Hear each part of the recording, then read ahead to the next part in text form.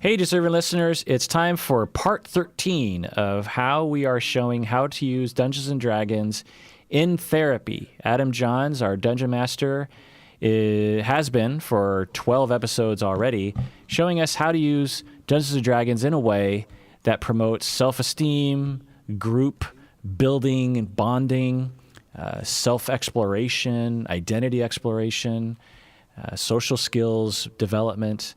And so, and as a secondary issue to that, it's fucking fun. So let's continue with it. Episode number 13, Adam Johns, take us away after I introduce the podcast, which is called Psychology in Seattle. I'm a therapist and a professor. Who are you, Berto? My name is Humberto Castañeda, and I play the part of Grohl, the Cruel. And who are you guys, Adams? I'm Adam Johns. I am one of the executive directors of Game to Grow, and I am the game master or the conductor of this amazing fantasy opera of wild interactions. And my name is Adam Davis. I'm the other not the other game master, although sometimes I am a game master. I am the other executive director of Game to Grow, and I play, my name is Shush, and I'm a bard. If you listen to the other episodes, you know that we love to start off with a check-in question, an opportunity for us as people to check in and share some pieces of our opinions, our lives, but also an opportunity for you to share a little bit about your character and maybe make up those things. So this check-in question today is a simpler one. This one is, what is your favorite weather? I grew up in a mountain, 9,000 feet almost, where the weather was generally rainy. I mean, there were sunny days and stuff, but a lot of rain, and kind of like when it was rainy, it was chilly, it was cold. And since we didn't have snow, we didn't have seasons because it was very near the equator. It's not like we had like, okay, now it's fall, we're going to start dressing warmer. Now it's winter, we're going to put on our winter clothes. Instead, it was like, oh, today it happens to be cold. And imagine wearing clothes you might wear in the spring, you know, like a t-shirt and jeans, and you're walking around and everything's fine. And then in the afternoon, it gets cold enough to where it's like sort of a late fall day where it's pretty cold. You wouldn't walk around like that, but it switched that quickly.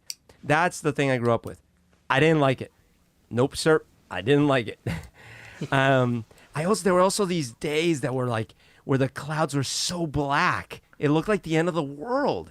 You'd have these thick rains. Didn't like it. Some people are nostalgic for that kind of thing because they grew up with it. Not me. Instead, my perfect weather is a sunny, humid, like Orlando kind of day, which I know a lot of people hate the humidity, but I'm just like, I'm not sure I could live in that much humidity all my life.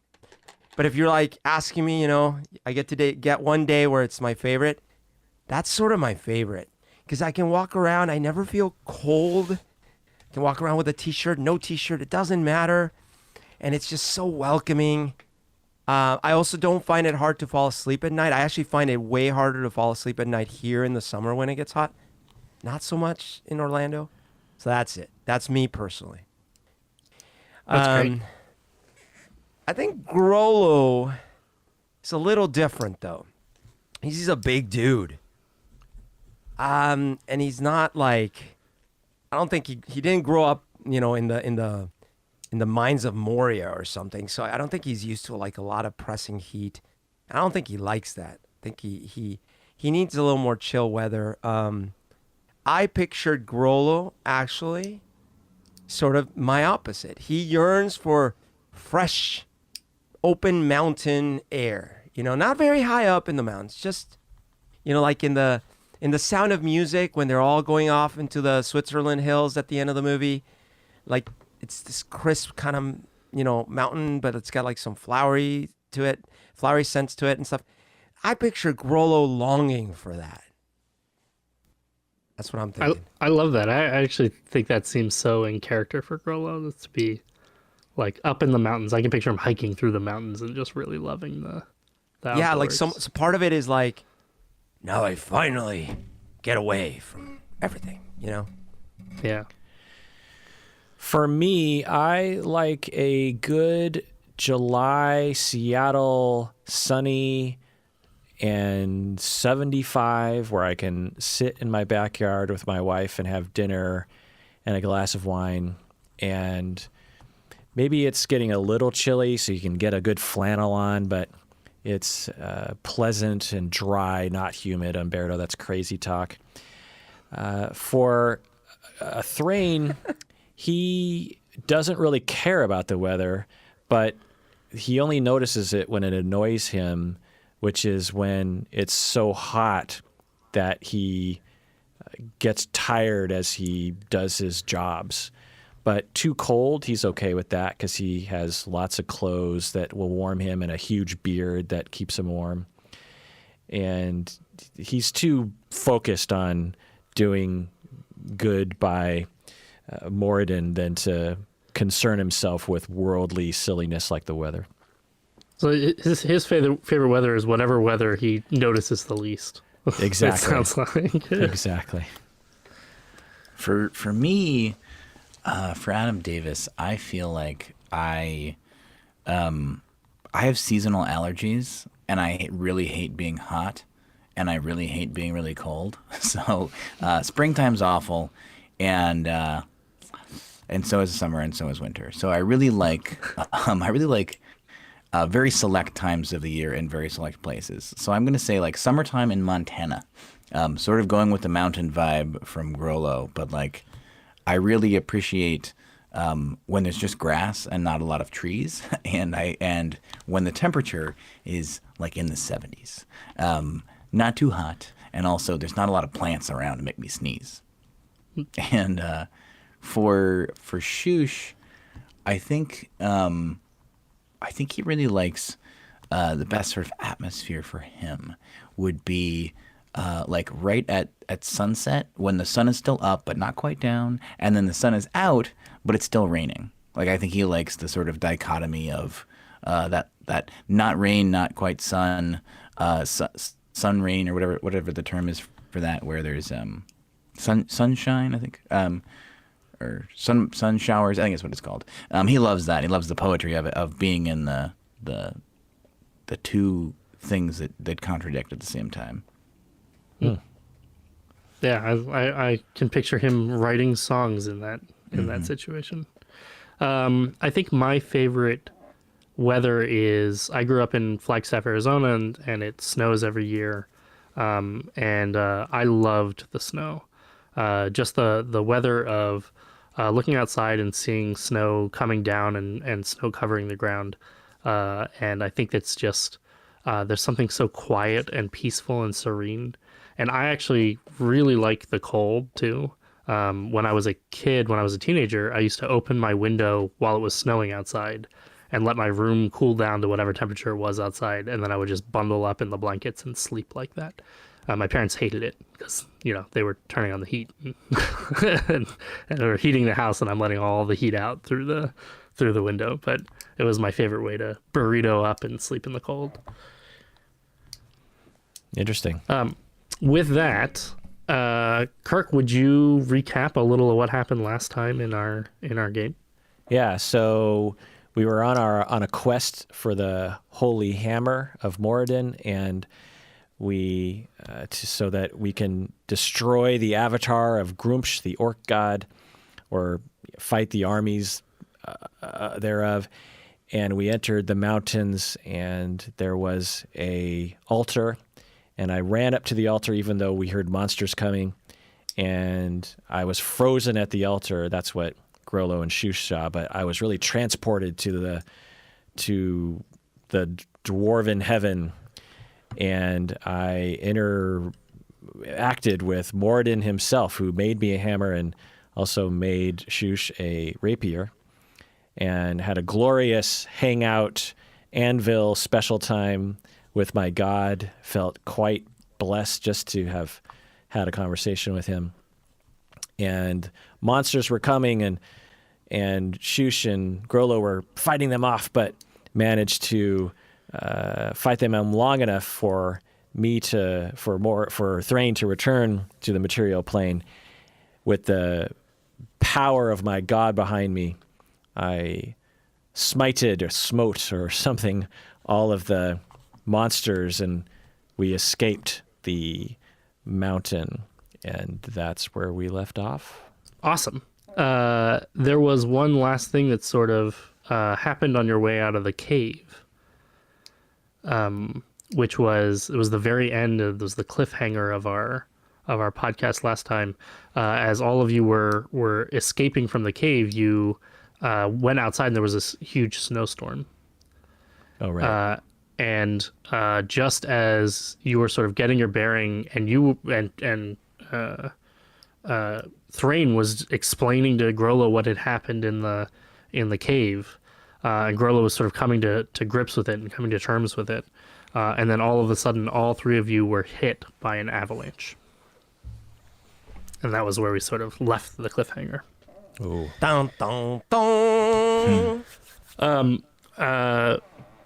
Berto, do you remember what Grolo's thought process was? Like he was having this whole sort of interaction with Thrain in that Yes. in that moment, and I was hoping to maybe kind of get you back into that mindset and Yeah. maybe remind the listeners a little bit about what was going on there. Do you remember what was going on with Grolo? Yeah, definitely. So what happens is like Grohl has a long history with Thrain, and I guess he's always known about Thrain's his God and his relationship with God, and all that's been great and good, but it's always sort of a abstraction a little bit, like it's he's never met the guy's God, and he doesn't like often show up and help them out or something. It's just more like yeah, that's what he believes. Grohl himself didn't really have much of a God until maybe recently he started getting some thoughts about it and stuff. But all of a sudden, basically, something happens where Thrain is trapped and they don't know what's going on. They nearly die. And then randomly, Thrain comes out with like all these superpowers because like his God gave him powers, and then he gave him a new hammer and he gave a new rapier to Shush, and like that's all great and good. But all of a sudden, I think Grohl is feeling a little alienated, or a little bit like, wait a minute. So this God is real, but like, where's my God? And also maybe like, man, we thought we were dead and you're frozen. And it's not like a very rational line of thought, right? Like he should be like, wow, that's amazing. I can't believe how amazing your God is. He saved us, all these things. But he is feeling a mix of like jealousy / like, okay, well, maybe he's more friends with his God then, like maybe he's not my friend anymore. And none of these thoughts are like too well formed, but he's sort of irritated about the whole thing. You Sure, have, I mean, you it's- have God it's the- FOMO. I got God FOMO.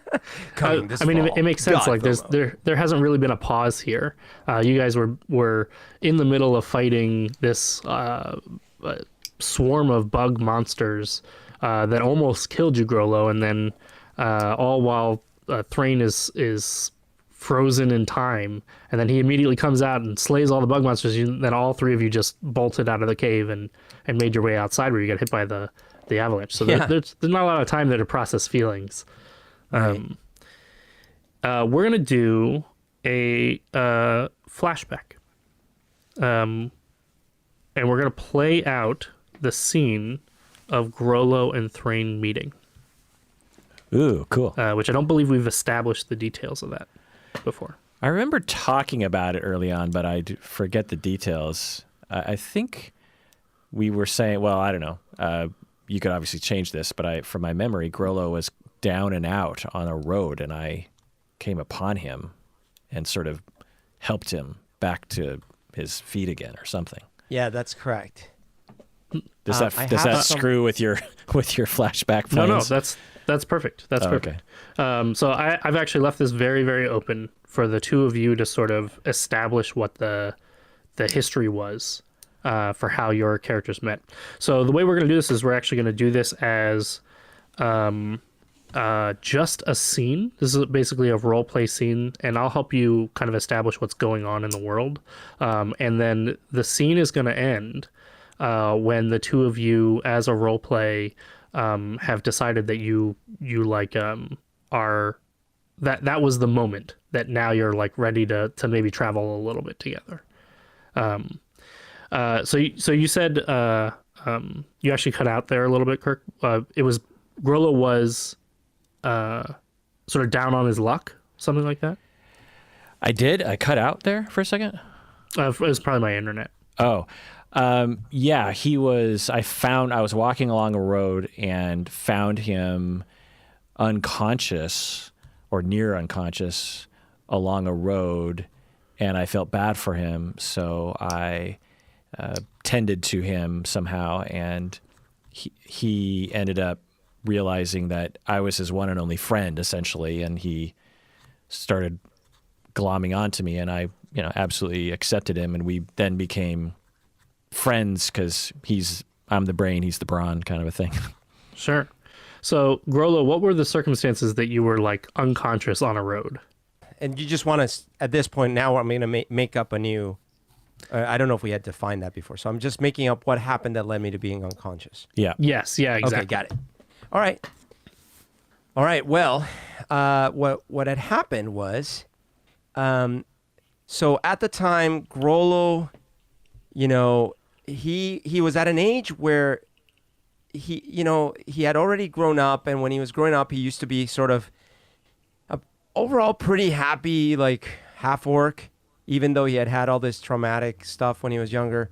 But he was at an age where that started catching up with him, and then he would get in all these fights, and he would just like have this terrible temper. He was always and he was also getting sort of he was getting a bad path. He was starting to do morally ambiguous or even bad things, like he was stealing. And so in this particular instance, he had been in this tavern in this town, and it was after a day, the previous day, he had gone on this terrible bender. He's just like, he had drank a lot, ate a lot, and he was, just like feeling fairly directionless. And then he was at this tavern, and he was thinking, I gotta get myself together. But he had a few more to drink, and then these guys were there. And as he was getting a drink, his arm bumped one of the, and these are humans, bumped one of the humans' arms. But he just used it as an excuse. So he just turned around and is like, "You want to start with me?" And the humans were like, "What are you talking about? You bumped into me." And then they looked like they weren't, super scary looking, but they definitely looked like they had swords on, they had armor on. So they looked like they were in for action if action presented itself. But, Grollo doesn't care in that sense. So he just pushed them aside, and then the bartender's like, "Leave my tavern if you're going to fight." So like the whole crowd congregated outside to watch the fight. And it was these two humans versus Grollo. And predictably, Grollo smashed them pretty well. But he didn't know that they worked for this like rich, local sort of thing. And so later that evening, as he was leaving the tavern, he basically got jumped. He got jumped by all these dudes, and he tried his best, but he was not at his best because he was already drank a lot, and he was sort of feeling depressed anyways. And they surprised him and jumped him, so they beat him up pretty badly, and then just dumped him on the road. And of course, Grollo's pretty hardy, so they didn't quite get him killed or anything, but he was pretty injured, and more than the physical injuries, he was at a very low point. Okay, so then on my regular journey between two towns for supplies, I'm a low-level priest in a small town underneath another Moradin cleric, and I'm on my way to a nearby town to get supplies. And I'm on the road, and I come across this heap on the side of the road. It looks like a dead person, so first I'm about to ignore it, but then Thrain goes up and says, "Oh, he's breathing," and "Oh, it's a half-orc. That's unusual." And I do some healing on him, just regular kind of smelling salts and bandaging a little bit. And I've seen this before on the road. It's not unusual to come across a sad sack of some sort on the road. I smell the booze, and I start piecing things together. It looks like a brawl, some kind of thing. And out of charity, because I'm a priest, I take some time to tend to his wounds and help him to get back on his feet. So eventually, Birdo, you wake up. Ta-da! And what do you Okay. do? So, are we role playing now? We're like, Yeah. You're role playing now. Yeah. Ready, role play. Are you with those guys that jumped me? No, I'm just a helpful, charitable priest that is here to get you back on your feet and send you on your way. I don't need to get back on my feet. I just had a few too many, and some people jumped me. I'm gonna get back at them. This is not the last they've heard of Grohl, the cruel. Well, you might want to rethink that, sir. If it turned out this way in the end, perhaps another strategy will help you in your life. But your life is your own, and you're welcome to accompany me on the road if you'd like to return to town. Accompany you on the road? Like I need some escort or something? Like I'm fine. I don't need help. I can clearly see you don't need help. No, just company on the road, just pleasant company. Look, you go that way. I'm gonna go this way. That's the direction I'm going, actually. Well, fine. I'm gonna go the other way. Thanks for getting me up, I guess. Whatever, but I'm fine. Okay, that's absolutely your prerogative, sir. I wish you well, and I hope you've learned a lesson or two from this. So I start walking away, but as I'm walking away, I think, and then, Thrain, I'm assuming you start walking the other direction. Yeah. And then I, stop, and I turn around, and I'm like, what the hell are you doing in town anyways? Well, I'm a priest of Moradin, and I worship my god and do charitable acts and lead services and help the head priest. Manage the garden outside. What you got? You're a priest of your god. What god? Moradin. Moradin. Yes, Moradin. That sounds like the name of a music group or something. I've never heard of this. No, it's not a music group. That would be absurd. It is my god, the god of dwarves, the god of smithing and the anvil and the hammer, a strong god, a mighty god, a god who actually, I don't know, might have some problems with some of your ancestors, but that's for another time. Look, I'm a half-orc, so I've got lots of different ancestors. But can your god help me in some way? Moradin can help anyone. What do you need help with? I don't know. There's some people I need to get revenge on. What did they do to you? I don't want to go into it. It goes a long, long time ago, but my goal in life is to find a specific individual and, take my revenge. Well, did these people do you wrong? Was it unsavory in some way? Yes, it was. In fact, they were orcs, so you'd be very happy if they got their me taking the revenge thing on them. Moradin's hammer loves to strike revenge into anyone who has committed an immoral act, let alone an orc who has done so. And the hammer of Moradin has done so many, many times. So, Okay, well then, maybe I will escort you to the town. You look very small, and you might need some protection. that I do. Perhaps who you look for will be on the road? I don't know how far away this person is. Is it the person who beat you up in the first place? No, they're not here.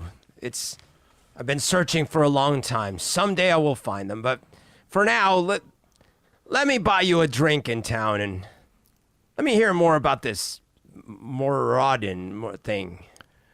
God. Well, now you're speaking my language.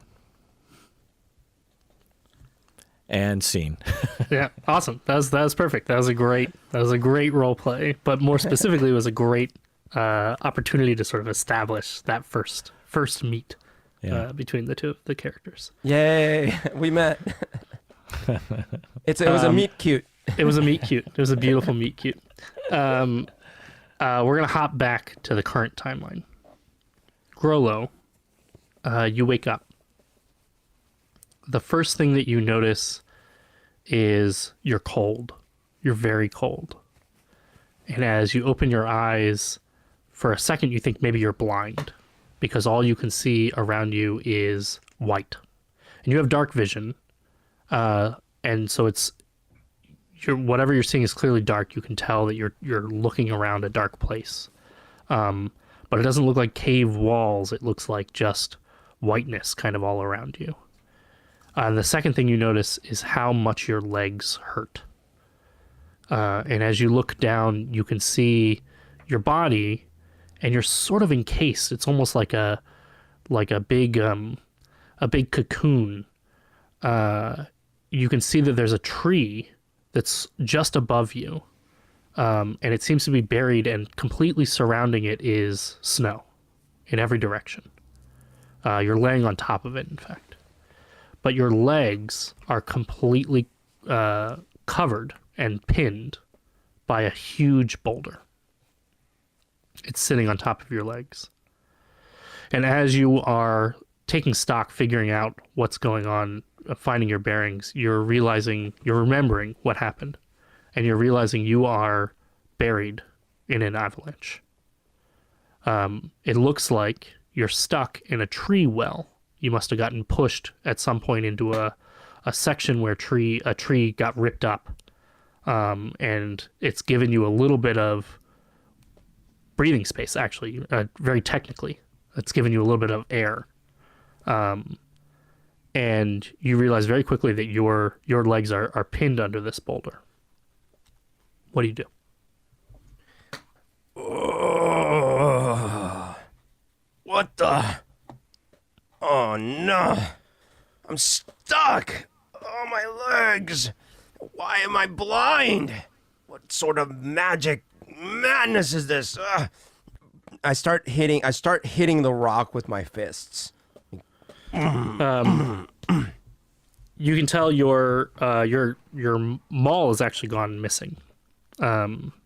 Your hammer, and you can tell that the rock is not responding to your fist. It is solidly in place, and if anything, you're feeling like it's hurting your hands more than it's moving the rock. Okay. I need my maul. Where's my maul? It's gone. It's so cold. It's hurting. I need to call for someone.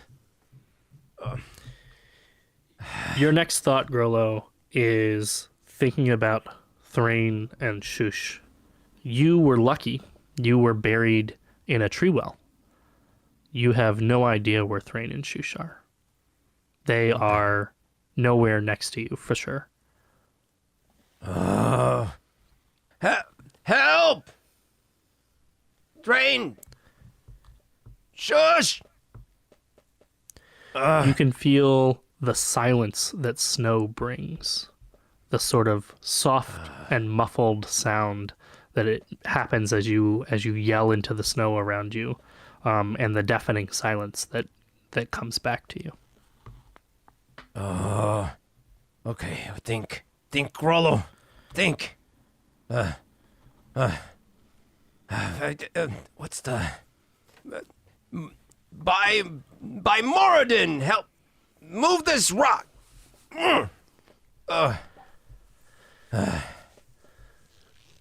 Grollo, as you start to breathe heavy, you can tell the air in this tree well is starting to get stale.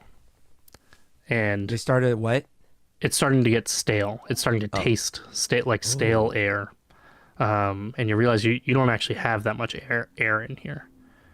And judging by the light and by the snow around you, you're not really sure how deep you are actually buried in the snow. And maybe it's your imagination, maybe it's hallucination, but you start to hear a strangely familiar voice. It sounds like the voice of Zabir, the matron from the Grimhammer tribe. The old orc woman who talked to you just a little bit when you were there visiting your father. And she says to you, "Well, you're not going to move it with that kind of effort." Who said that? What? You got to try a little harder. Why am I hearing voices? That sounds like that woman. Can you hear me? Are you there? All of your strength, and you can't even move one dumb rock. Why is this time to insult me? Of course I can move this rock. I'm just... I've lost something that I need to move this rock. Oh. Did you lose it, or was it never yours to begin with? Seems like something you stole from someone else. I don't... Are you in my head? I'm so angry right now. Why did I let this happen? I should have sensed the danger. This is not like you, Grohl. I start putting my hands back on the rock, and I'm sort of like not actually trying to move the rock. I'm just so angry that I'm just like pushing up against it, like, you know, like you would grab onto a table and be like, "Argh!" So I'm like, Yeah, they try to "Argh, shake so it. angry. Yeah. The rock is solid. And what makes this feel worse, Grillo, is that in all of your time, you could have moved this rock. This thing that's sitting in front of you, you had that. You were strong enough to move rocks this big. And now you don't have it anymore. I can't. Maybe this is it. It's not such a bad way to go. Just gonna give up then? And what about your friends? Shut up! Oh, my friends. Don't bring my... why am I hearing this woman? My What about friends are not three? my friends right now. They're probably dead by now. If they're so... You know, if they're so beloved by Moradin, he'll take care of them. I always help everyone. I'm always the one running in and trying to save people. Now no one's helping me. So, you know, and I don't even have what it takes anymore. Seems like running in and saving people was your best avenue. Your best self. Okay, well, at first, I'm probably going crazy. That's why I'm hearing you. Second, the only thing I think I can do at this point is sing, give one last push, and then just sleep. Then So what I'm will gonna you sing? sing the song my mother sang to me every night, and I'm gonna push with all my might, and that'll be that. In the night, a gentle song to help you sleep and sleep till dawn. Grollo, you are sweet and mild. Don't let that anger get you wild. Sleep, Grollo.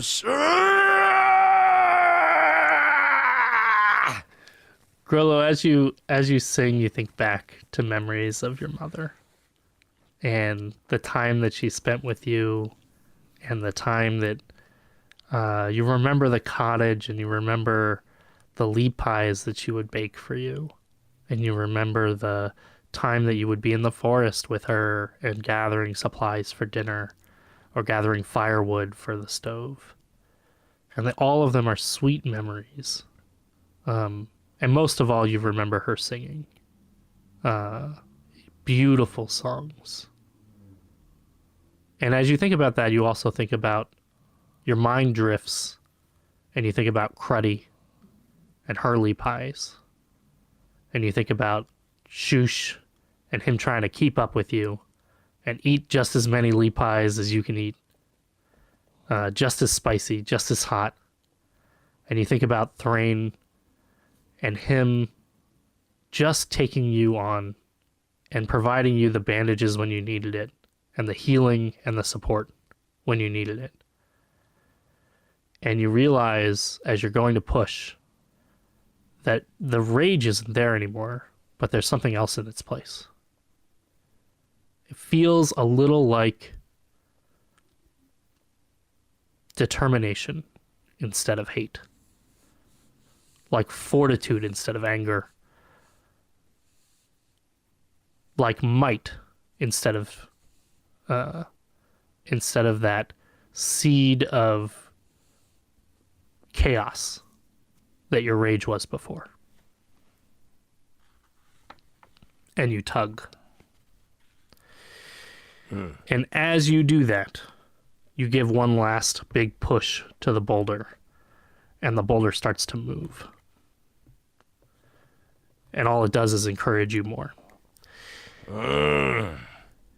And you push, and the boulder starts to shift and move just enough for you to pull your legs out from underneath it. It's working! And you start to dig. Still holding on to that seed that you have inside of you. It's growing bigger and bigger. You can feel it. It's almost like the strength from your rage, but it's controlled. It's directed. It's directed at your friends who are dying in the snow right now. And you have the opportunity to help them. Okay.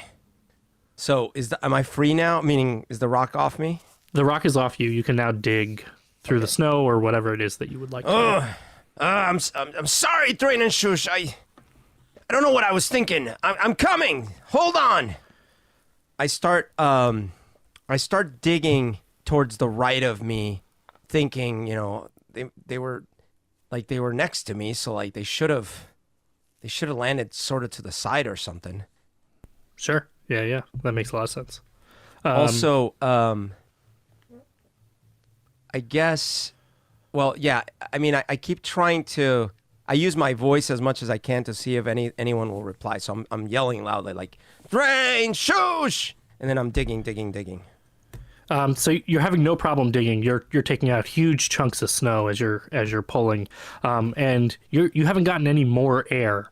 You seem to be pulling forward and plowing forward on strength and will and determination alone. And as you dig through the snow, you realize you can hear something over in between your shouts of Thrain and Shush. You hear what sounds like the soft song that your mother used to sing. And it sounds like the song itself, but it doesn't sound like your mother's voice. And you realize it's getting louder and louder. It's still quiet, but you're so focused and so tuned into it. And as you dig through the snow, eventually you get to a spot where you can see the colors of the tunic from your band. And you realize you've reached one of your friends.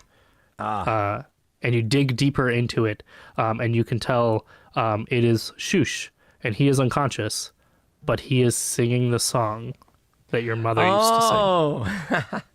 Quietly to himself in his sleep. Awesome. But next to him, you find Thrain. The two of them very closely together. It looks like Thrain grabbed Shush as the avalanche hit. And they're both unconscious, and they look nearly frozen solid. Okay. But you have both of them now in your I'm gonna try to hole, I guess. I'm gonna try to without them first. I'm gonna try to dig up to see if I can like. I know it's snow, but it's like, I mean, we need oxygen and I need a way out. So I'm like just gonna like punch upward, trying to get out. Trying to make a hole basically. Yeah. You start digging upward, and once again, really tapping into that strength, that endurance, that fortitude that you have left over from whatever helped you move this rock. And as you dig upwards, you're taking out huge chunks of snow and packing it into the side so it doesn't fall on and collapse onto Shush and Thrain. And your vision is starting to fade just a little bit as you realize you're running out of air. But just as in the last moment before your vision fades too much, you manage to punch through and you see some sunshine peeking through. And you can dig that last foot through the sunshiny snow. I guess it's not sunshine, light, I guess. But you manage to dig that last foot up into the surface of the snow, and you now have yourself a hole that you can use to get out of the one that you're in, a tunnel. Okay. I guess. Did we have any ropes? I don't think. We don't have any ropes. You can check your character's inventory. You do have your bag. I don't have any so. ropes listed. No. Okay. So no, you gotta carry them out. So on it's your okay. own. So I think what I'm gonna do is I'm going to sort of I'm gonna punch footholds into the wall leading up because I'm gonna grab them and then like make my way back up. But I like as I make my way back down to them, I'm gonna punch like every few feet like a hole into the side. Okay. So I can try to use it to put my like as footholds. And then go ahead and roll me a strength saving throw, and you can roll it with advantage. Okay. Let's see. That's 11 or 20. A natural 20. Awesome. 23, basically. Sweet. In that case, you have no problem. I don't know the last time I rolled a 20. Punching the holes, as well as you can carry both Shush and Thrain out at the same time. As you make your way back up to the surface, you realize the storm is still happening. That it's still snowing like crazy up on the surface of the snow. And as you lay Shush and Thrain onto the surface and try to get your bearings, you can't see anything. It is snow and blizzard in every direction. And in that moment, you find your strength fading from you. Not that it's going away, but that it's exhausted, just like the rest of you. And your vision tunnels once again, and you black out. Oh, fade to black.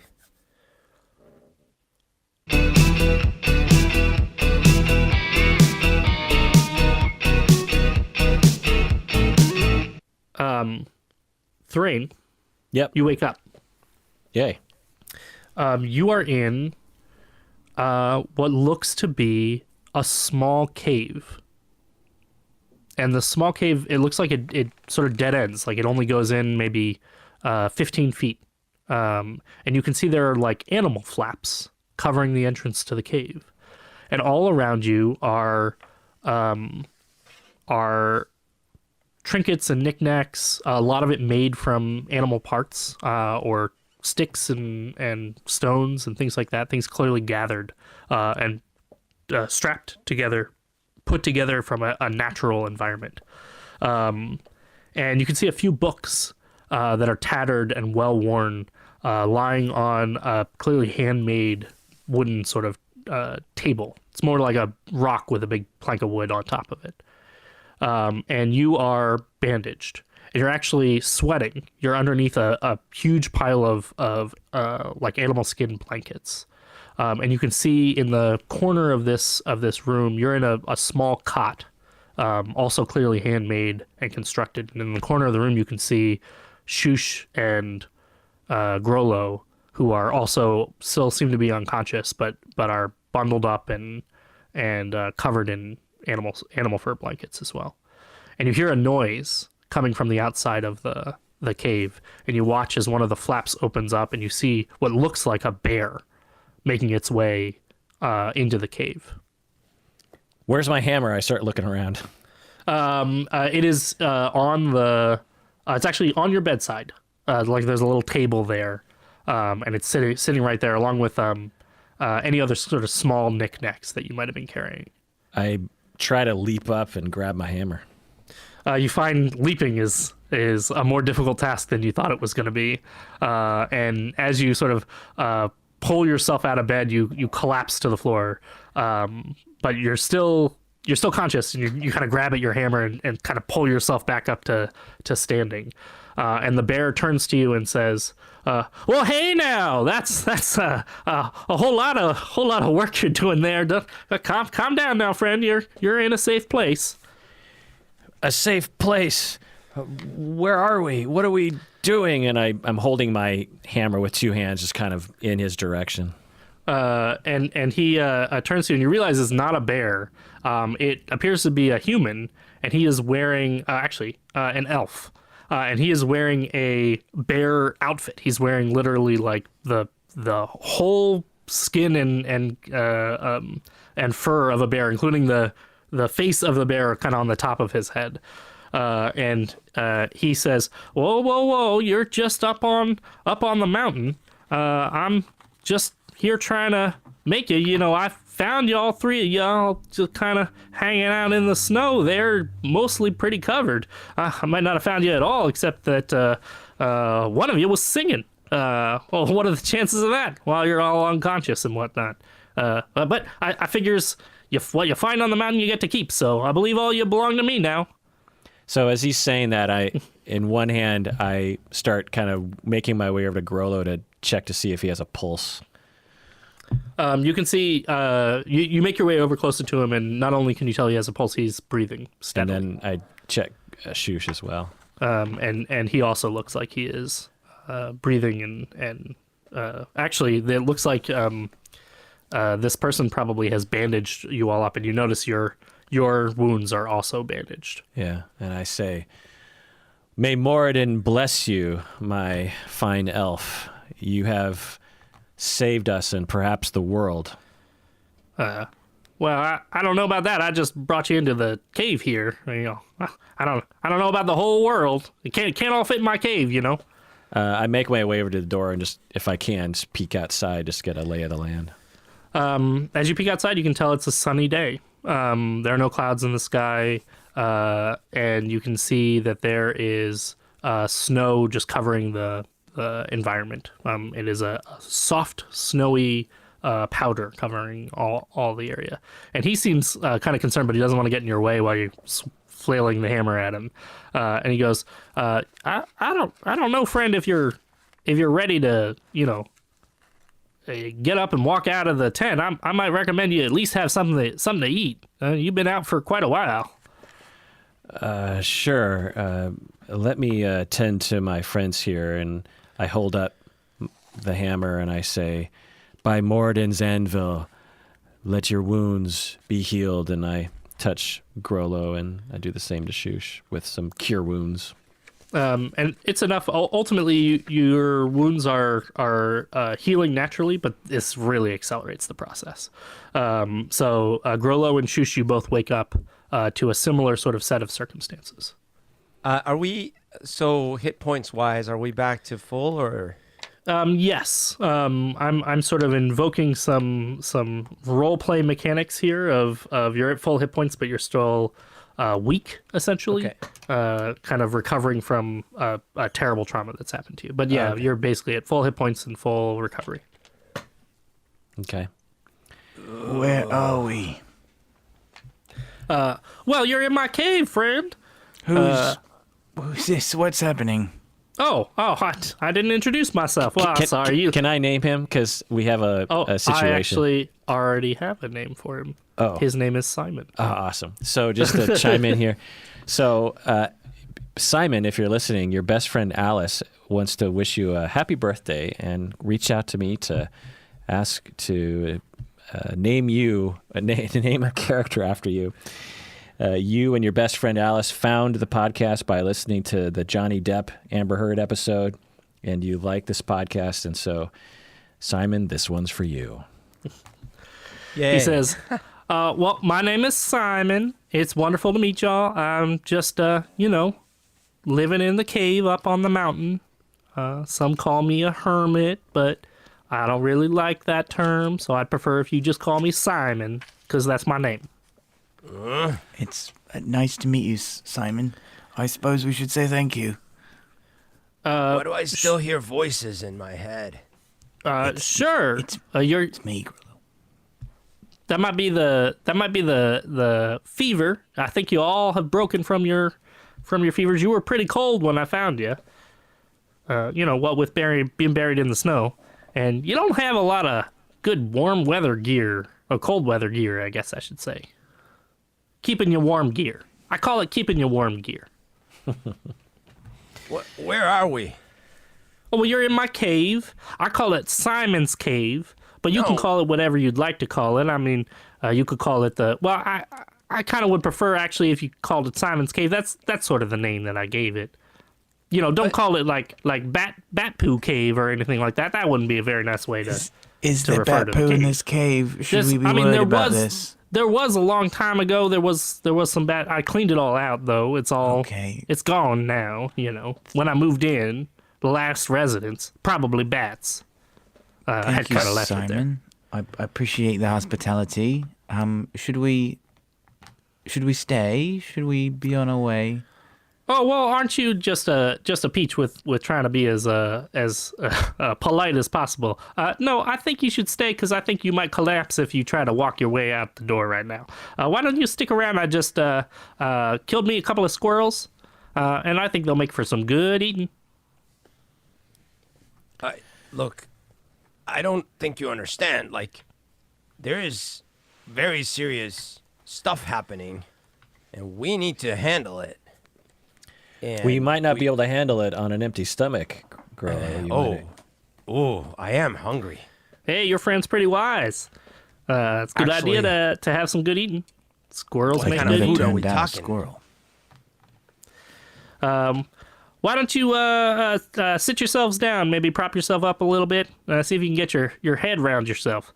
And I'll go ahead and start cooking these up. What are you in cooking? the pot just over here. The squirrels. I like to add a little bit of acorns. I figure that's like, it's like the squirrel plus the food the squirrel eats. That should go along real well together. Although I gotta warn you, I'm maybe not the best cook. You cook for yourself for long enough up on the mountain, you kind of eat whatever you eat, whatever gets you fuel. I look over at Thrain and Shush, and I'm like, this guy for real? And I take a bowl and serve myself up with a He's shrug. made kind of like a stew that he's made with the squirrel meat and acorns and maybe some leaves and stuff that he's clearly thrown in there. You take a bite. It's probably horrible, but you realize you are so hungry. And because of that, it's maybe the best thing you've ever eaten. Slurp, slurp, slurp, slurp, slurp. I ask Simon, how long have we been unconscious? Well, I don't know how long you were laying in the snow before I found you, but you've been in here for about 4 days now. Oh my God! Oh, by Moradin's beard, we must hurry. Oh, well, Now, at least, wait, Drain, at least like- get your clothes on and all that stuff. I mean, it's cold out there. I got a couple of skins you can take with you if you wanna bundle up just a bit more. That would. I also be really wonderful. like this idea of eating, Thrain. Like, you were right. I'm pretty hungry. Yes, let's eat. Let's get our strength back. But I worry that we are too late. What are all y'all in a rush for? Simon, have you seen a congregation of orcs that has seemed unnatural? I've been living in a cave up on a mountain for about 200 years now, so no. Oh, well, Mostly there is. I see stuff in the cave on the mountain. Well, down below, there's a conflagration of many orc tribes, and Groomsh himself has decided to try to enter this world and kill us all. And it is up to us and this hammer from Moradin himself to rid the world of the avatar of Groomsh and bring balance back to this world. Well, if that isn't just so exciting. Wow. Some real world savers right here in my den. That's pretty amazing. Well, I gotta say, I'm pretty impressed. Do you think you'll pull it off? Will you be able to go save the world, all that jazz? Moradin will not let us down. Wow. Well, that'll be pretty amazing. Can't wait till I can tell my friends. I mean, I don't have any friends, but if I had friends, boy, they would be impressed. You could also say that the band Moradin came to your cave. That will probably hold more weight, honestly. Oh, is that a band? Yeah, that's us. We're the band. You're you're a band and you're world savers? You're a world saving band. Wow. Simon, what do you play? Simon. My name's Simon. I'm terrible. You should probably talk to Shush about the artistry. Shush is the musical director. I sing a mixture of beautiful melodies, and Thrain is in the band too. in the pulls band out. also. And then there's always Thrain. He's in the band. He Now, plays the Simon, triangle. I have a question for you. When you were digging us up or taking us out of the mountain, whatever, did you happen to come across a weapon, a Maul weapon? It's like something I can hit people with. No, I didn't find anything else. It was just the three of you. It looked like you had sort of crawled your way, like across the snow. I thought it was pretty impressive. It looked like you big fella there. You said your name was Grollo. It looked like you had carried the other two quite some distance. I thought it was pretty impressive. But your friend over there, the little one, Shush. That's me. Yep. Oh yeah, you were singing in your sleep. It was pretty amazing. I don't think I've ever seen anybody sing in their sleep before. I'm not that. Singing is not normally what I do, but that's fascinating. Wait, this wasn't a dream? I thought I dreamt all this. No, it didn't look like it to me. I mean, I found you in the snow and all that. You know, mountain rules. Then, Shush, Thrain, I'm very sorry. I almost let you down. What do you mean, Grillo? Well, there was a moment I was trapped. I thought this was all in my head, but I was ready to give up. And But you didn't give up? I guess I didn't. I guess I didn't. I finally, something happened. You're not going to believe this. I heard the voice of that woman from the tribe, the old wise woman. Oh, the old wise woman Sabria, of Saribo, whatever her name is. Of Lorleth. I mean, I'm sitting there in the ice. My legs were hurting. I don't know what's going on. I start hearing voices in my head, and I was ready to give up. I hate to admit it. I was sort of upset, but that's neither here nor there. I just want to say I'm sorry. You guys are both the most important people in my life, and I'll never let anything happen again where I'm not there for you guys. I put my hand on the shoulder of Grollo up high, and I put my other hand on the shoulder of Shush a little lower, but still up high. And I say, agreed. Grollo, as you're talking about all of this, you realize that you no longer feel that empty sensation where your rage used to be. There's something else there now. Mechanically, Berto, I have replaced your rage ability So you can go ahead and change this on your character sheet, Okay. or make a note somewhere. Your rage is now called Heroic Might. Ooh. Ooh. It has all the same benefits of rage. And mechanically it is the same, except it also adds that you have advantage on constitution rolls as well, Ooh. in addition to strength rolls. And once per heroic might, and once per sort of time that you use it, you can use your full movement as a reaction and get in the way of a blow meant for a teammate. So you can take the blow instead of them. And you can take that Birdo during someone else's turn, if that makes sense. Okay, It's a so I'm in reaction, so heroic it means- might, and during your turn, you're about to get hit pretty hard by some beastie. I can go like, heroic might and take the blow. Right. Right. And you can even move, even though And I it's not can your turn, you can even move in the way so that you can make sure you can actually Sick. get in the spot to take that blow. Cool. Amazing. Simon is kind of watching all this and he goes, well, that is just so touching. And you can see he's actually tearing up a little bit. And he goes, wow. Heroes and a band and just a group of friends. Just amazing. Well, if you ever You come never down know off what the you're gonna mountain, you find out might about. find your friends yourself. Yeah, I tried that for a little while, a long time ago. And I found I was not great at talking to people. That was most of it. I was just not great at talking to people. Well, Yeah. For every Simon, there's an Alice. So Hey, It's funny you say that. I used to know this person who was just wonderful, named Alice. well, it's never too late. Well, maybe I'll Simon, take you up on that. Can you give me a minute? One sec. Thrain, can I borrow you for a sec? Sure.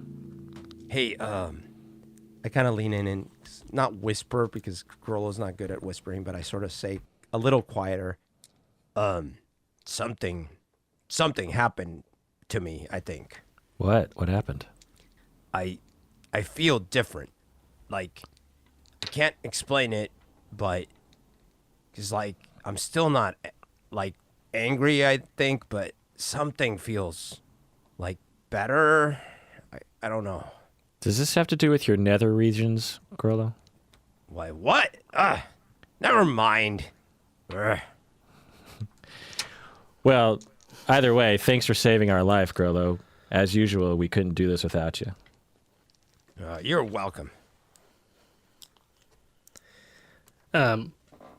Simon has put his fingers in his ears, and he's kind of humming to himself. Because you said you wanted a minute. And he keeps he has both his hands occupied because they're both in his ears, and he's kind of leaning down to try to take sips of the soup that's in the wooden bowl in front of him. Shush. Can I borrow you a minute? Yes. Listen, I thought I had just imagined it, but you were singing a song that I thought I only knew. Did you hear me singing it, or do you remember singing it? Like, I was unconscious, Grollo. I don't know. What song was it?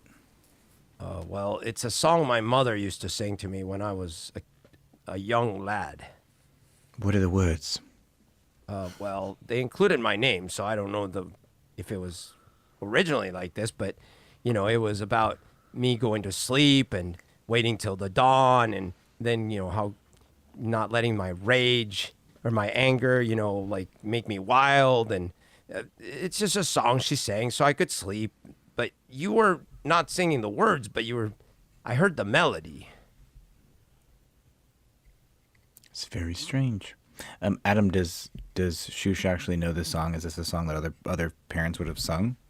Yeah, I think that I'm imagining that Grollo's mom, sang a reskinned classic. This would be like someone changing like the lyrics to Lullaby Twinkle or Twinkle something. Little Stars. Yeah, or Twinkle Twinkle Little Star. But I or don't something like that. I don't think Grollo is aware of that. I think Grollo thinks it's a song his mom made up for him or something. So Actually, I think that it is something like that, right? It is like a reskin Twinkle Twinkle, except that it's not a common song. It's a song that you learned maybe Shush a long time ago, and it's a melody that some parents might sing to put their kids to sleep, but it comes from little towns in small places, and it's not really like the kind of song that you would hear in a big city. But yeah, I absolutely think Grollo wouldn't know the difference, right? He wouldn't know that that it was a song that his mom had changed the lyrics of. Would I have any knowledge about why this would be in my mind? You suspect that it was because you heard Grollo singing it Okay. while you were unconscious. Am I able to pretend that I take back when I said that? I think my mom changed the lyrics, because really what I wanted to say was, oh, it's a song my mom made up for me, that kind of thing. I don't know, Grollo. I suppose maybe we could make it a new Moradin song. Oh, that would be awesome. Can I hear them talking, by the way? Yeah, I think so. It's Yeah, not because that big a cave. like I said, I don't really whisper so well. Grollo, what did the song sound like? Well, pause. I I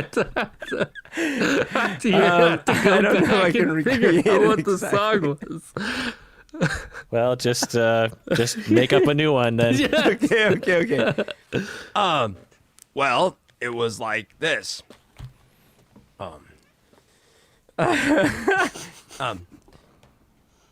Lay down and close your eyes. It's time to sleep till dawn. And dear Grollo, don't let your anger drive you wild. Thrain, it's funny. It normally rhymes. I feel like maybe my head got hit a little hard.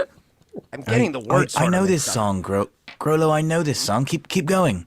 And Okay, well. Shush opens up his backpack and he pulls out his bagpipes, and then puts them down, and then pulls out his violin, and then puts that down, and then pulls out a small penny whistle. Oh. Okay. Lay down and close your eyes and sleep until dawn. So to make my band membership legitimate, I grab like a piece of wood and I just start kind of tapping it on the side of a table along with the music. Well, I love it. Lay down and close your eyes and sleep till dawn. Dear Grollo, don't let your rage drive you wild. Whoa. I don't know, something like that. That was beautiful. And Simon says the same thing. He's looking up. He still has his fingers in his ears, but he goes, "That was amazing. You really are a great band, as far as I can tell. From that one song that you just played." What's hilarious is that I can't remember the words. They actually rhymed the first time. You spend a little bit of time sort of recuperating and just getting your strength back with Simon. Just a couple of hours to eat a bit more and pull yourself together. And Simon says, "Well, if you all are real world-saving people, you probably need to get down the mountain in a hurry." Am I right on that? Yes, Oh. absolutely. We need to go immediately. Well, you shared something wonderful with me. Your song and your friendship and your stories a little bit, and I figure that's payment enough. Well, But if I'll we share have- something well, if- with you as well. Well, and whether you like it or not, if I run into this Alice, I'm gonna tell her where you're at. Oh, that'd be wonderful. I haven't given you any kind of description of her, and it's kind of a common name, so do your best. But yeah, that would be real wonderful. Let her She- know I'm up on the mountain in a cave. Is she an elf? Yeah, Okay, well, that narrows it down. just a little bit. Well, I think the best way for you to get down the mountain is to catch a ride. On a snow seal. Ooh. I barely like horses, but I'm willing to give it a try. Oh, well, you don't need have to to ride hurry. on the snow seal. You just wrap the rope around them, and then you get yourself a nice plank of wood underneath your feet and ride it all the way down the mountain. That seems like fun. By Moradin's anvil. It can be incredibly dangerous if you do it wrong, so just make sure to do it right the first time. That He says, sounds if you got like all your just stuff- the right thing. I'll walk you through it. Sounds good. You're able to gather up all your things, and you start making your way out into the snow. Simon sort of walks you some distance out from the cave until eventually you're in sort of a snowy field. Although the field itself is actually sloped kind of down the mountain. And he sort of stops and holds up his hand and he goes, "All right, I got some rope for you. I made it myself, and I brought you 3 of my best snow seal planks. Just go ahead and make sure you keep them under your feet, and you just lasso the rope kind of around the circle, get it right around the snow seal's neck, and he'll take off like a bat out of hell. And then all you got to do is hold on." Well, dwarves have incredible balance, so I should be just fine. Perfect. Hold I don't know on, anything Simon. about dwarves, so that sounds right to me. Low center of gravity. Simon. I mean, just try to knock me over. You can't do it. He comes up and he kind of like shoves at your shoulders and he goes, "Wow, amazing." Yeah. Hey, Simon, I'm a bit confused here. Like, how are we gonna fly exactly? Oh, no, you don't fly so much as you go real fast. And sometimes, You said we're gonna be like bats. oh, yeah. Well, you're not going to turn into a bat. You're going to be like real fast like a bat. And you're sort of out of control also like a bat. Okay, so the spell will make us look like a bat, but we won't fly like a bat. He kind of leans down to Thrain and he goes, "Your friend's not too bright, is he?" Just keep answering the questions as best you can. Right, all right. Yeah, it's a magic spell. And so long as you hold on to the rope, magic spell, keep going. Got it. Very good, Simon. He gives you kind of a wink and a thumbs up. And then he hands you each this rope and then says, all you got to do is sneak up to him, throw the rope around the neck, Snow Seal will do the rest. And you can see there are these large creatures you assume are snow seals. As you're looking at, everybody go ahead and roll me nature checks. See what you know about snow seals. 17. I got an 18. I got 14. Awesome. You've all heard of snow seals before. I think I'm going to say, Shush, you've maybe even have seen one before. Snow seals are, they're basically just like regular kinds of seals, except they have kind of hardened beaks on the front of their faces instead of softer faces, and they use that to actually dig through snow, so they can actually swim through kind of hard packed snow. They tend to be in places that get a lot of snow, or certainly like up on mountains. But because of their physique, because of the way they are built, they are capable of basically gliding on top of and underneath snow very, very fast. I'll also say, Shush, you know that when threatened, snow seals go downhill because that is the direction that gets them most quickly out of the way of other stuff. Can I put 2 and 2 together and know that we're supposed to scare them to make them pull us downhill?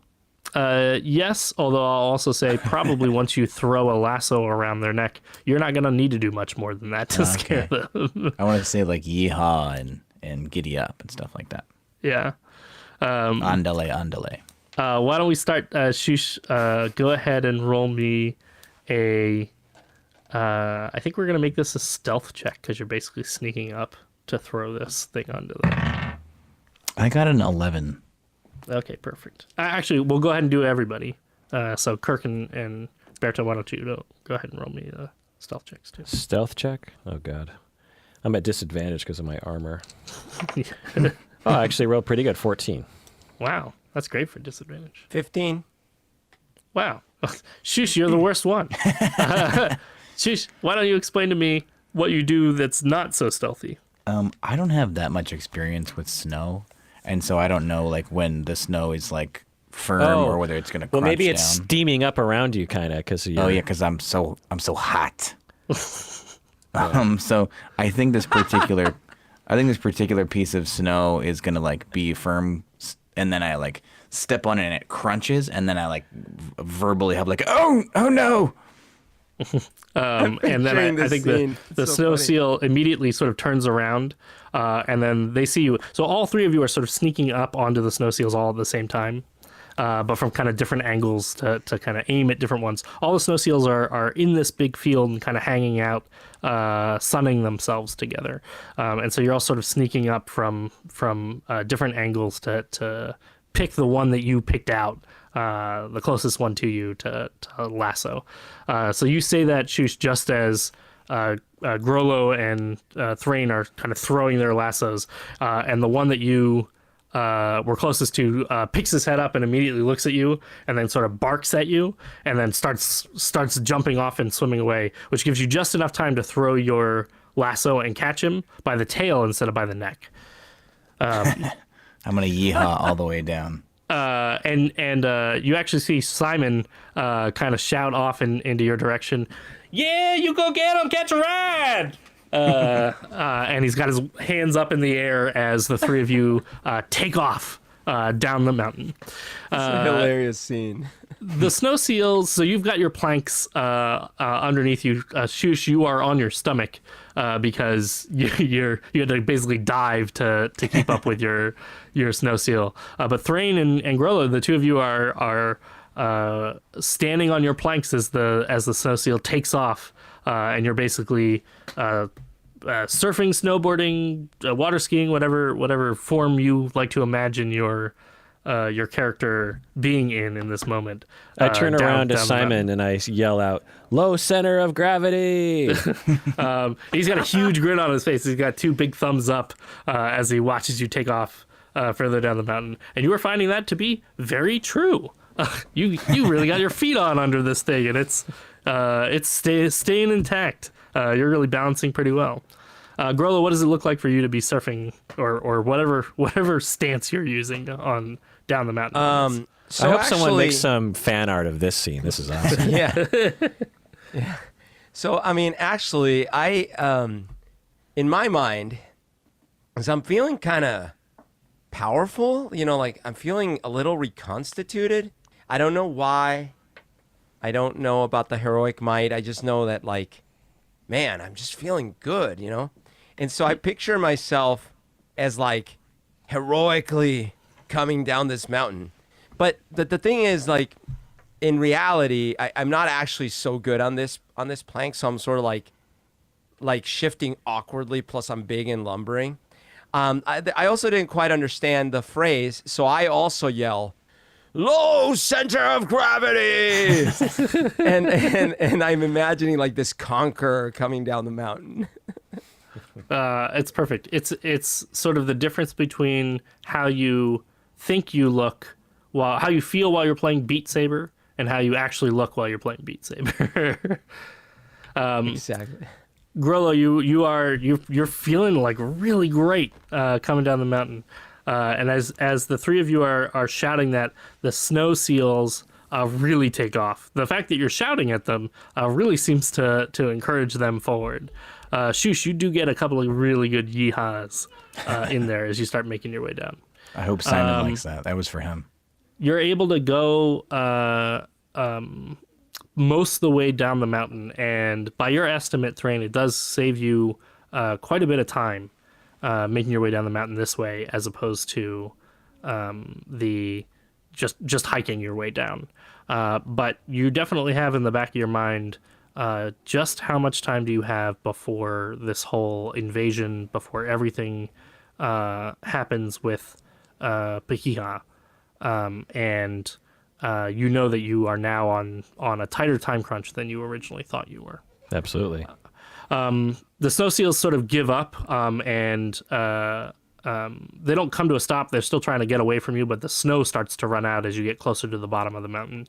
And eventually you are forced to kind of let them go because they start to steer off parallel to the mountain instead of going further down.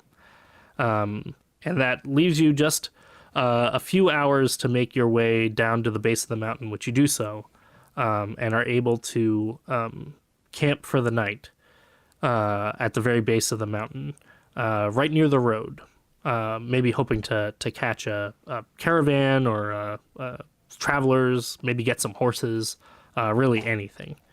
And your luck turns because riding towards you, you can see somebody with 2 horses and a cart heading in your direction. And you see a very familiar face as you realize that it is the sheriff from the town that you originally started in. Whoa!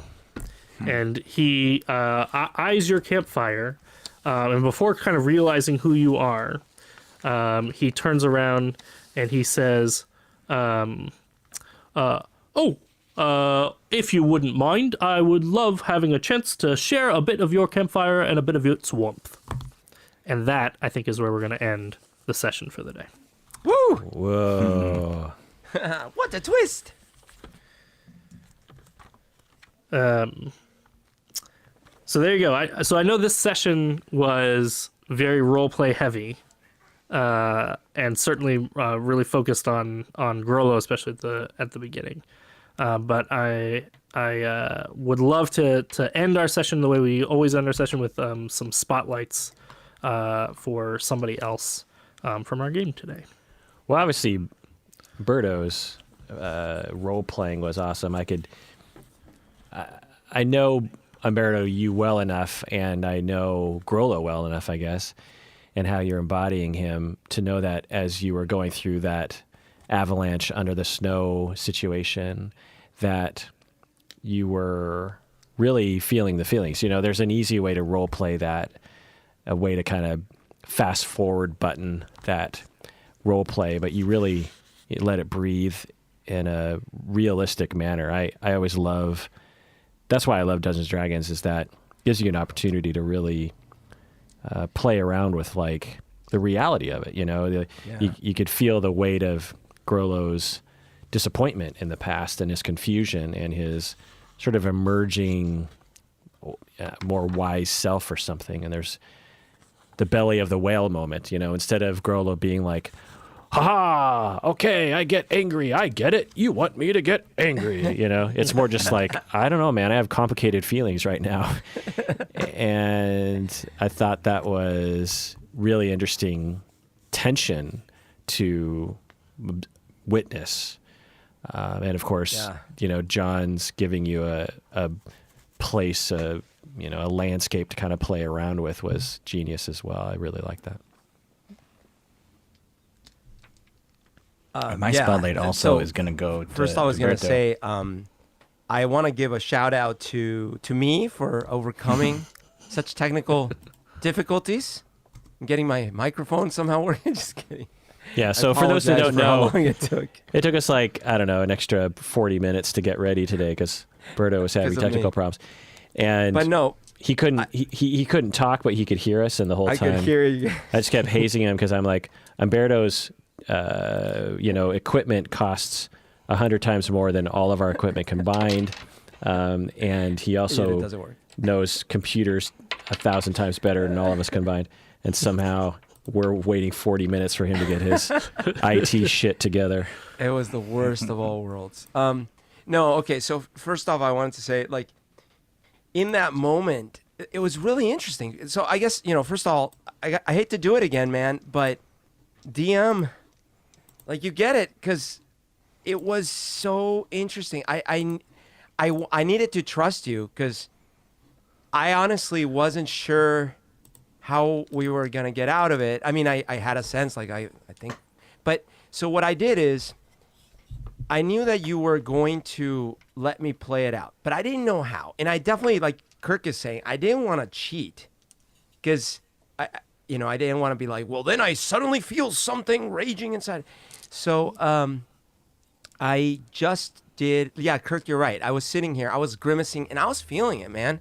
I was like, oh, I can't breathe. Like, and so I don't know. It was a really interesting moment. I've never really experienced something like this, because I've never been an actor in plays or anything, and other than when I was a kid.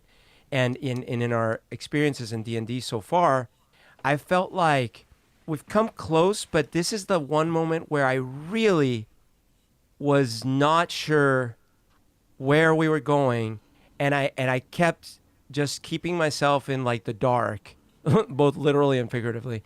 But it was really great, because, like, you were able to steer it into the light. And it felt really great, because I'm like, wow. And then the payout was awesome. It's like heroic might, all these things. So bravo, because you gave me a really incredible role-playing opportunity. So that was really fun. Yeah, I'm glad you took it up so well. Which I guess I'll chime in and give my spotlight, unsurprisingly, to Berto for being willing to go along with all that. And it's important for maybe the listeners to know, I did not give any warning about what today's game was going to be, and this is pretty much always the case. I don't want the players to have warning, because I want to give an opportunity for them to react sort of legitimately and in character, and if something is surprising, I want it to be surprising for their character as well.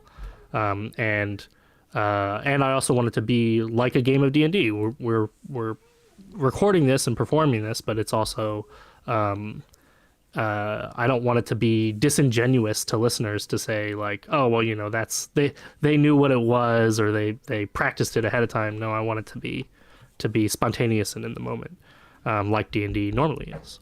So Berto, you were just so willing to go along with that, and like you said, that trust, and I really, really appreciate how much you trusted me in that moment to kind of let you flounder a little and let you struggle a little in a difficult space.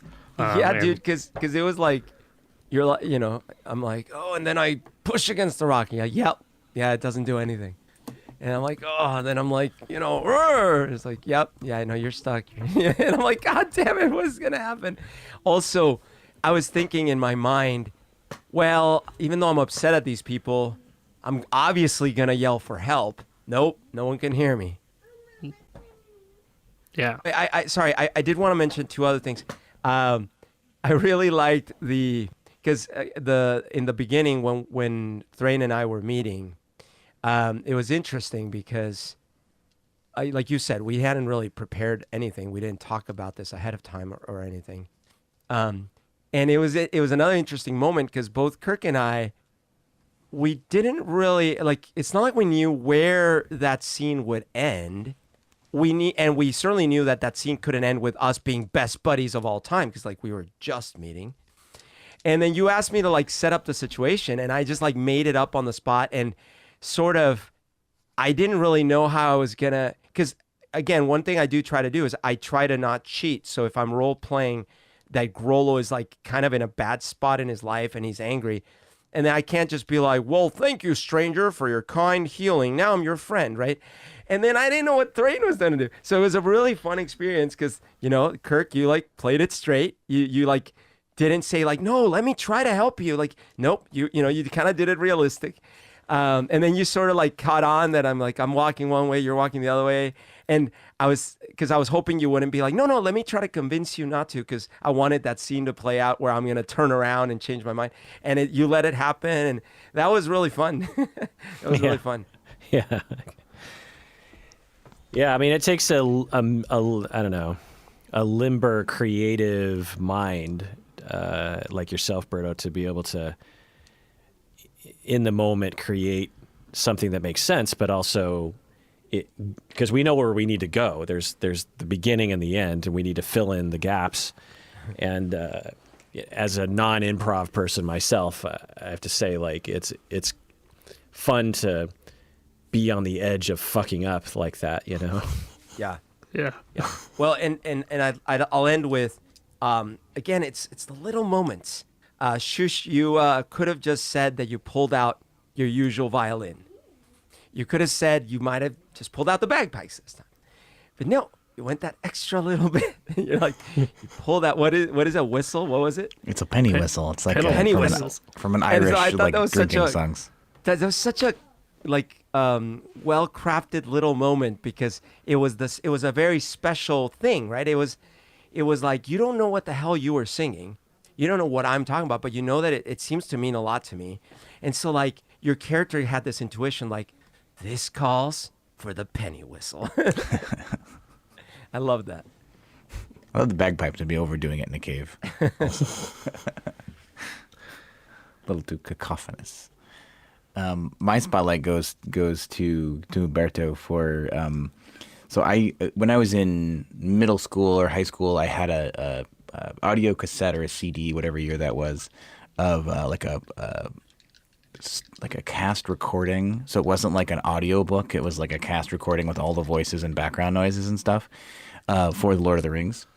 And I felt like when I was listening to, it was basically Adam Johns and Umberto doing the whole cave scene, right? And so it was like Adam was the narrator, you know, the narrator voice, and then Berto was like, ugh, I'm like, it was all of the effects of the radio drama that I felt like I was like getting the whole cast recording for something. I could picture the whole thing. All we needed was like a Foley artist to do the sound of stone on stone, things like that.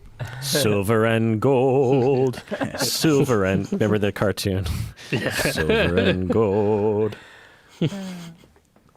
Well, Yeah, I really, you know I what? really It's- liked the sound effects. I really liked that. It was really interesting. As I was doing it, I kept looking at my character sheet, like desperately trying to find something that I could use. Like, what could I do? And so I one thing that I thought was so interesting is I almost felt like the character in a way, because I was like, well, there's not much I can do. I guess I'm gonna sing a song from my childhood. You know, it was really interesting. It was an interesting moment. Yeah, that was because when people, there's reports that when people think they're gonna die, a lot of people will cry out to their mother in battle, for example. They actually depicted that in Saving Private Ryan when that one guy, the medic, is shot through the liver, and as he's just about to die, he's like, "Mama, mama," and. I thought, Yeah, I don't it know was if that's brutal. I don't know if that's where it came from, Berto, but. Well, That's I what I wasn't thought. thinking of it actually consciously at all, but it's very funny you bring that up. I've thought about that when I saw that in that movie. I've seen it elsewhere too, and I made my own little pseudo theory that I'm like, well, I mean, it's funny because for several years when we were little, that is the last recourse that we employ when we're not the last, as in we don't often do it. It's just like, okay, I'm in trouble, mama. Like, that's the thing, right? And so you would imagine that in those moments where your brain's sort of like shutting off from like normal thinking behavior, you might actually be like, oh, mama, right? But I didn't actually do that on purpose. I felt helpless, and it might have been subconsciously literally the only thing I could think of. Yeah. It was great, and to be super clear, there were a lot of avenues you could go there. There really wasn't like a from the game mastering perspective, especially the therapeutic game mastering perspective. There was no way for me to let you fail at that. For you to fail there would have been a terrible blow. It was just about how you succeed. It was about what choices you make. That's really where the strength of the situation was. And I could provide you guidance, and I could give you, little pieces, and that's what the voice of Zabir was there to do. But ultimately, it was, what choices Umberto going to make for Grollo here, and how is Grollo gonna find some kind of inner strength to be able to make his way out of this? Yeah, and the therapeutic aspect, even for me, watching that whole thing happen, is to see a deep part of Umberto that, I don't know, deepens my respect for you, or greater understanding of you, or trust that you also can be serious and deep. Sorry, the audio cut off. What were you saying? The greatest adventure. I'm always serious and deep. That's touching.